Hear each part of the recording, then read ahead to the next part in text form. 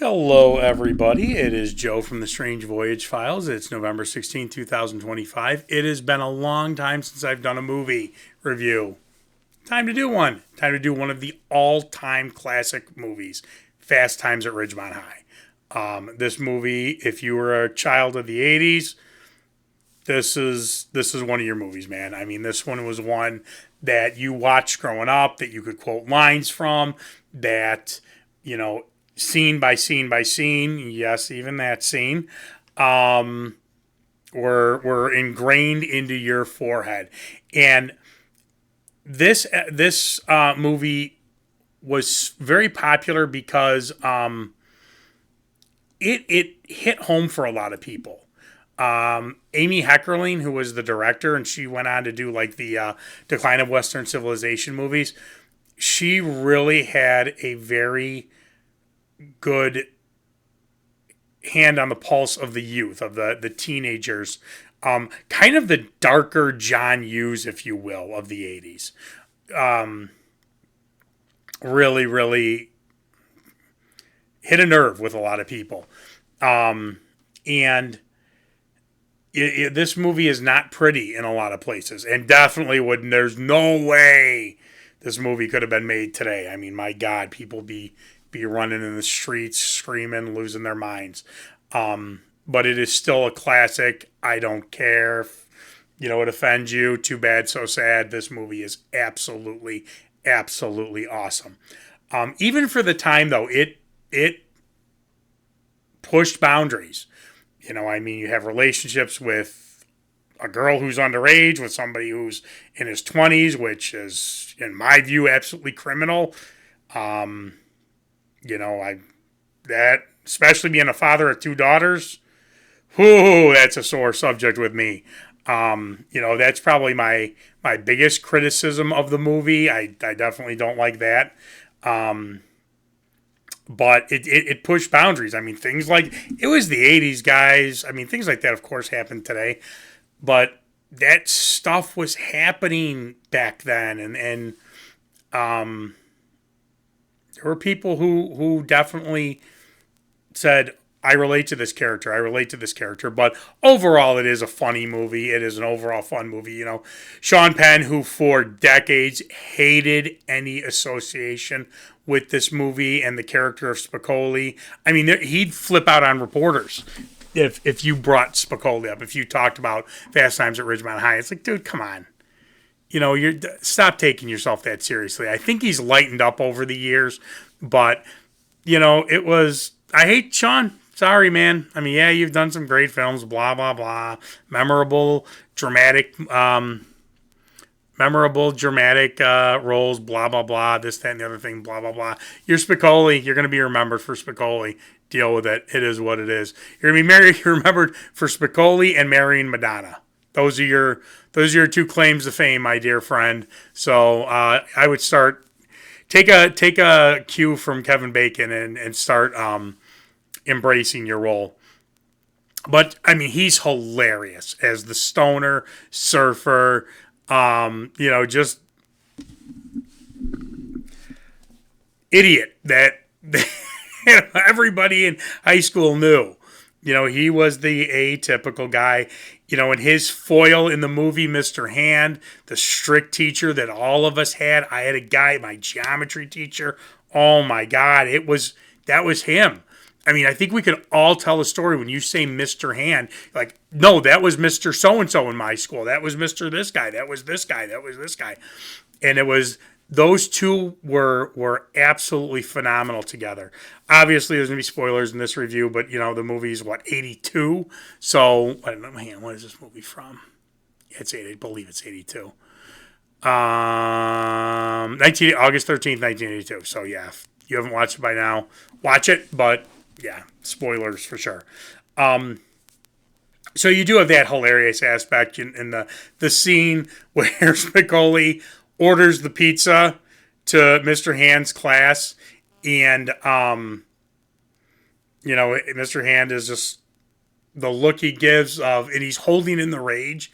And they get in the conversation about, isn't this our time? And what about a feast on our time? And Mr. Hand's like, you know what? You're right. Then he gives the pizza to all the other kids in the class, and then Hand actually shows up at Spicoli's house at the end. And they have a kind of a mutual, you are not as bad as I thought you were at the end of it. So that's hilarious. I mean, he's hilarious. Judge Reinhold is funny in this movie because he has his senior year all planned out. He's got the great job at the popular fast food place. He's with the popular girl. Everything's going well, and then it all just falls apart on him. He loses his job after his girl dumps him. It just, and then he ends up at Mini Mart or whatever it is, and it's just that version of a 7-Eleven. And it kind of just goes to show it's a great lesson, man. Don't think everything's gonna end up the way you plan it out to be, because it sure as hell won't. I can tell you that in life. That's absolutely the case, Judge. And of course, yes, there's that scene with him and Phoebe Cates getting out of the pool, which is absolutely iconic. And Phoebe Cates does a great job in this movie as kind of that, not popular but arrogant, because she's using it as a defense mechanism, type girl. And there was just somebody for everybody. And then Jennifer Jason Leigh in the movie, and she's Brad's sister. What's her name in the movie? Jennifer Jason Leigh. What is her name? Stacey Hamilton. Yes. And she's probably one of the real focal points of this movie, and the things that she goes through are a lot more dramatic and serious than kind of the other plot points in this movie. And then you have Brett Ratner, who's in love with Stacy, and Mark Ratner. God, yeah, I have to look at it. Who's in love with Stacy, and his buddy Damone, who is the wheeler and dealer, and he's the scalper. Where were you 2 weeks ago when I had a whole bunch of extra tickets to whatever concert it was and whatnot? Their dynamic is awesome, and and then Damone actually ends up. What the heck did I do here? Oh, okay, that works. Damone actually ends up fooling around with Stacy and whatnot. There's so many. Jesus, sorry guys. There's so many different aspects to this thing, and it's just I'm trying to see who else is in here that's. Mr. Hansen, Mr. Hand is awesome. The Platinum. Now, I'm going to tell you something right now. As a student of history, what does he say? We've been on the Platt Amendment for 3 weeks. I don't think a college class would be on the Platt Amendment for 3 weeks, and I don't know if they just threw that in there for the hell of it, or that was kind of an inside joke, because the Platt Amendment is not that long by any means. It is not that important. You have some, but God, you have Eric Stoltz in this movie. You have Nicolas Cage in this movie. Kelly Maroney, who goes on to do Night of the Comet. I love that movie. Did I do a Night of the Comet review? If not, I got to do one. Anthony Edwards is in this movie. It's just absolutely fabulous. This, the goings on of teenagers in this movie. And it's so great because it shifts from funny to drama. I mean, when Spicoli and the little brother steal what's his name? Scar. What is his name in the movie? Charles Jefferson. Forrest Whitaker plays Charles Jefferson, who's the big football player, and Spicoli and Jefferson's little brother steal a Scar, and they smash it up, and Spicoli looks up, goes, and they destroy the car. He goes, "My dad's a television repairman. He's got an excellent set of tools. I could fix it." And his brother goes, "You can't fix this. You can't fix this." It's so awesome. This movie is absolutely, positively awesome. Again, so many quotable lines. I don't know how much a teenager today would relate to this. First off, because there were no cell phones. So there was no TikTok. People people in this movie, kids in this movie, actually spoke to each other. I know. This is a crazy concept. They actually spoke to each other in real life. I don't know how much that could go over with the teenagers of today.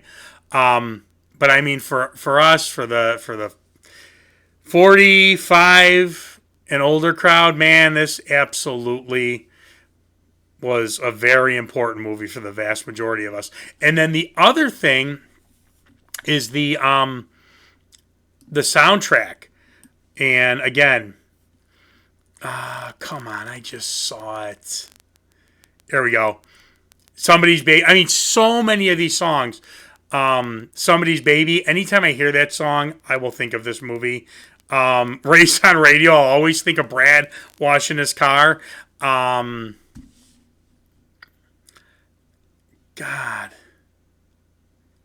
Fast Times at Ridgemont High. The Sammy Hagar song. Goodbye, Goodbye. Oh, by Oingo Boingo.